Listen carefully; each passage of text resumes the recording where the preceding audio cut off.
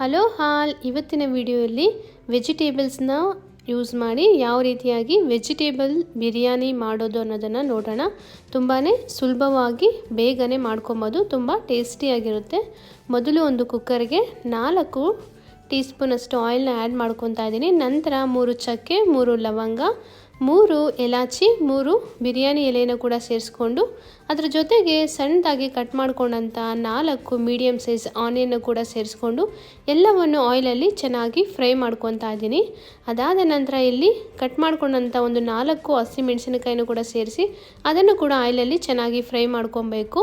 ಇದೆಲ್ಲ ಫ್ರೈ ಆದ ನಂತರ 2 ಟೀ ಸ್ಪೂನಷ್ಟು ಶುಂಠಿ ಬೆಳ್ಳುಳ್ಳಿ ಪೇಸ್ಟನ್ನು ಕೂಡ ಸೇರಿಸಿ ಇದನ್ನು ಆಯಿಲಲ್ಲಿ ಚೆನ್ನಾಗಿ ಫ್ರೈ ಮಾಡ್ತಾ ಹಸಿ ವಾಸನೆ ಹೋಗೋ ತನಕ ನಾವು ಈ ರೀತಿಯಾಗಿ ಫ್ರೈ ಮಾಡ್ಕೊಬೇಕು. ಇದು ಒಳ್ಳೆ ಫ್ಲೇವರ್ನ ಕೊಡುತ್ತೆ ಚೆನ್ನಾಗಿ ಫ್ರೈ ಆದರೆ. ಈಗ ಆಲ್ಮೋಸ್ಟ್ ಚೆನ್ನಾಗಿ ಫ್ರೈ ಆಗಿದೆ. ಈಗ ನಾನು ಕಟ್ ಮಾಡ್ಕೊಂಡಂಥ ಪುದೀನ ಸೊಪ್ಪು ಮತ್ತು ಕೊತ್ತಂಬರಿ ಸೊಪ್ಪು 1 ಹಿಡಿಯಷ್ಟು ಅದನ್ನು ಕೂಡ ಆ್ಯಡ್ ಮಾಡಿಕೊಂಡು ಈಗ ಅದನ್ನು ಫ್ರೈ ಚೆನ್ನಾಗಿ ಮಾಡ್ಕೊತಾ ಇದ್ದೀನಿ.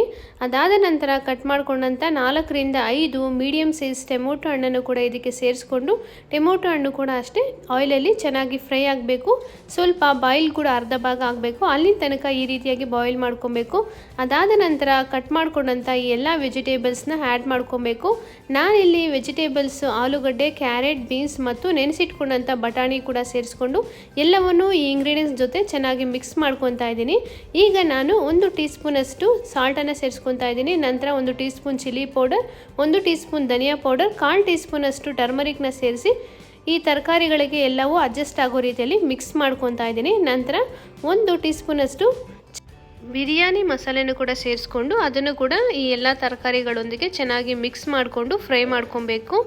ಈಗ ಇದರಿಂದ ಆಯಿಲು ಚೆನ್ನಾಗಿ ರಿಲೀಸ್ ಆಗಬೇಕು. ಅಲ್ಲಿನ ತನಕ ನಾವು ಸುಮಾರು 4 ನಿಮಿಷಗಳ ಕಾಲ ಈ ರೀತಿಯಾಗಿ ಫ್ರೈ ಮಾಡ್ಕೊಂಡೆ. ನೋಡಿ ಆಯಿಲ್ ಕೂಡ ಬಿಟ್ಕೊತಾ ಇದೆ.